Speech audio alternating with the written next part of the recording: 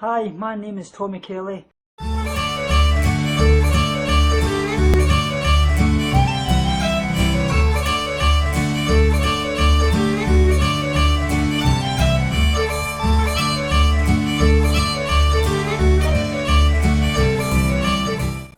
Hi guys, and welcome back to another video.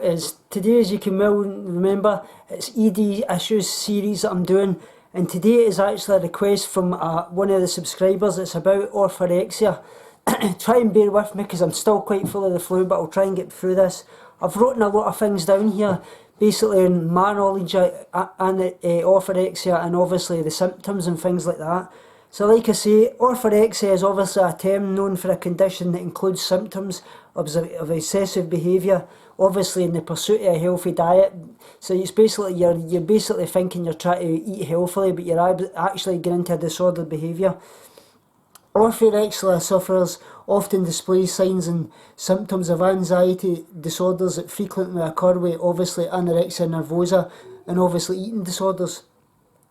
A person with orthorexia will obviously be obsessed with defining and maintaining the healthy diet that they try to pursue, and is basically a mindset that they're eating absolutely clean, as they call it, rather than obviously an ideal weight, which is different from anorexia because it's all about getting to this ideal weight. With this kind of issue, it's all about the actual food. Obviously, the male or female will obviously be fixated on eating certain types of food and give them a feeling of being pure and obviously healthy. Obviously, an orthorexic may avoid numerous foods, including those made with, and I've wrote down quite a few, artificial colours, flavours or preservatives, pesticides or genetic modification obviously, fat, sugars and salts, animals and dairy products, which that doesn't necessarily mean you're orthorexic, because you've got obviously the vegan lifestyle which excludes them, but this is just basically another type of this. This is not anything to do with the vegan lifestyle, because I'm a vegan as myself, as you well know. Other ingredients considered to obviously be unhealthy, such as they may have a fear of things like peanut butters, jams, anything in particular, pizzas, any kind of vegetables or fruits or anything that they see as being high calorie or high sugar or high carbohydrate, anything like that. Obviously, the common behaviour changes that may be signs of orthorexia include things like obsessive concern over relationship between food choices, and obviously health concerns such as asthma, digestive problems, low mood, anxieties and allergies. Increased avoidance of foods because of food allergies, which without any medical advice. I say they may say they've got irritable bowel syndrome or they've got a food allergy to such and such a food, when there's actually been no diagnosis of a GP for that. Obviously, noticeable increase in consumption of supplements such as herbal products, probiotics, because they feel they need a lot of vitamins and minerals which you can actually get through your food, but they feel they need to consume them to be actually pure, healthy and clean.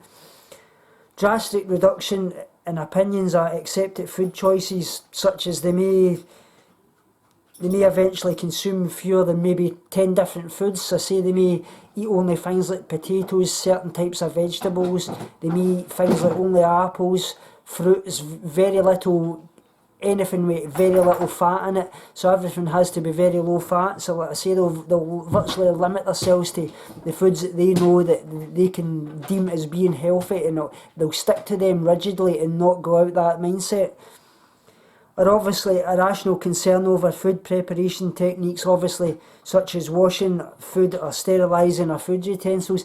That is something a lot of eating disorder patients actually do suffer with. They've got to use certain utensils, they've got to wash them in a certain way, food's got to be prepared in a certain way, they've got to use certain things like a certain plate and things like that, food's got to be arranged in a certain way, so it's very similar in a way. Obviously, it's similar to somebody suffering with bulimia or anorexia. They may find that their food obsessions begin to obviously hinder your everyday activities. Strict rules and beliefs about how food may lead to become you socially isolated, which we all know in eating disorders. You lock yourself away, you lose family, friends, you don't do the things you love because you basically think of food and what you're going to eat 24/7. Obviously, the result is anxiety, panic attacks, and that can really happen in extreme cases, which I can suffer from myself. I get panic attacks going out if I know I'm going to be near food and things like that. I've had that in the past. Worsening emotional symptoms can obviously indicate that the illness may be progressing into a serious eating disorder. Obviously, these kind of signs are feelings of guilt when deviating from strict food guidelines that they restrict on themselves, increasing in the amount of time spent thinking about food, reduced advanced planning of meals for obviously the next day and throughout the week, thinking critical thoughts about others who do not adhere to their religious beliefs about food. So like they'll think, oh, they'll criticise this person, that person, that you're not such and such, you're fat, you've got this, that and the next thing, because they believe that what they're doing is the way it should be. And it's something that we can all relate to in the vegan lifestyle. People criticise people for being meat eaters, you don't deserve to live and all this crap, you know what I mean? It's the same kind of thing. It's not in that sense, but it's the same criticising, so it's the same kind of thing that they do in this kind of lifestyle. Obviously distance themselves from family, friends, members who do not share similar beliefs about food. Avoiding eating food bought or prepared by others, because obviously they'll worry that it's got ingredients in it that they may not find as being pure or healthy, such as it may have butter in it, it may use certain oils or things like that. Obviously the worsening depression, mood swings and anxiety and things. So the effects, what are the effects of orthorexia? Orthorexia symptoms are obviously serious, chronic and go beyond a lifestyle choice, as we all know. Obsession with healthy food can obviously progress to the point where it impairs relationships, interests and even becomes physically dangerous. When this happens, obviously orthorexia takes on dimensions of a true eating disorder, as we all know, such as anorexia and obviously bulimia. One of the effects of the drives to eat only right foods, and perhaps only in the right ways, is that it can give a person with an orthorexia a sense of obviously superiority over others. So basically they feel they're better than everybody else. And that's something that we do see a lot in the vegan lifestyle, as the same goes as well. They believe that they're a superior person because they don't eat meat and things like that. Don't discriminate against anybody for what they eat. Some people can't go vegan, some people can't eat certain foods because of allergies and things like that. Nobody's better than everybody else, and sometimes it's health reasons you can't do these type of things. Obviously, as it progresses, obviously relationships become less important, and then obviously to their dietary patterns, because that basically becomes 24/7 to them, thinking about food and obviously being healthy. So it's something we can relate to as well. Obviously, maintaining an obsession with healthy food obviously may cause restriction of calories, merely because obviously available food isn't considered good enough for them. Obviously, the person with orthorexia may lose weight to give their body mass index consistently with someone with anorexia, so i.e. less than obviously 18.5, which is considered the normal range for a body weight upwards. Obviously, if the dietary restrictions are too severe, obviously malnutrition can start. In rare cases, particularly in the case of obviously women and men with unaddressed co-occurring disorders or another addiction, orthorexia may result in obviously severe malnutrition and obviously weight loss, which can cause cardiac problems as well, or even death. So it's really serious. The differences between anorexia and obviously orthorexia, why are they similar? So I've wrote down this. Basically, orthorexia is a term for varying levels of acceptance in obviously eating disorder treatment community. Some eating disorder specialists regards orthorexia as a discrete diagnosis, like anorexia nervosa or bulimia nervosa. However, believe that patients with orthorexia symptoms are actually suffering from anorexia. As you can see, sufferers with orthorexia and anorexia may show similarities, such as obviously desire to achieve control over their lives through the intake of food. So it's very similar in that state. Obviously seeking self-esteem and spiritual fulfillment through their food intakes. It's basically, you get this high because you're restricting yourself, and a lot of people don't understand that it's basically like, if you can imagine, it's like somebody in drugs, whereas when we restrict ourselves, we get these endorphins fired into our brain that we're happy, we've done what eating disorders want, and so it's similar. Obviously, citing that undiagnosed food allergies is rational for avoiding food, like I say, they've got irritable bowel syndrome, they've got Crohn's disease, they're allergic to such and such a food.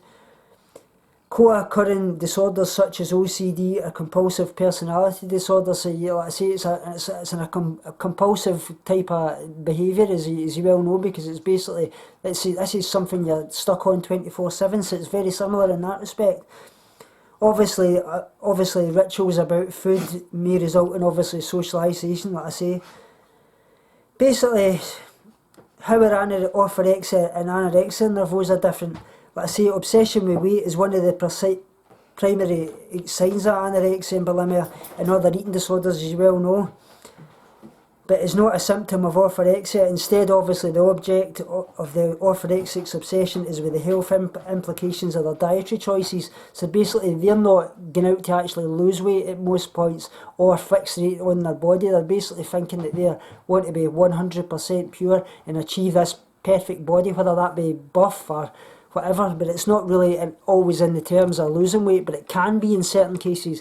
That can be their pursuit. So it's a kind of swings in both ways. Obviously, the obsessive tendencies associated with orthorexia can obviously indicate a disorder that should obviously be diagnosed, be treated by a specialist, as you well know. So basically, if you're a patient, or obviously you're a parent or a friend, obviously, if you're concerned about them, please speak to them. Tell them to go to their GP. Let them know that what they're doing isn't always healthy, and basically don't try and force them to implicate it on food and things like that. Don't say to them, oh, you're not eating enough, you're only eating certain things and that. Try and encourage them to eat a good varied diet, proteins, fats, carbs, eating all your macronutrients, your micronutrients, getting in your fruits, your vegetables, everything you need for your vitamins and your minerals, getting a good exercise regime, eating food in abundance, everything in moderation with a good lifestyle. That's what it's all about. It's about creating a lifestyle. There is a lot of places you can obviously go to. You can go to Beat Eat in the UK, which is an online charity in the UK, and obviously check out places like NEDA, which is the National Eating Disorders Association. They're a good one as well.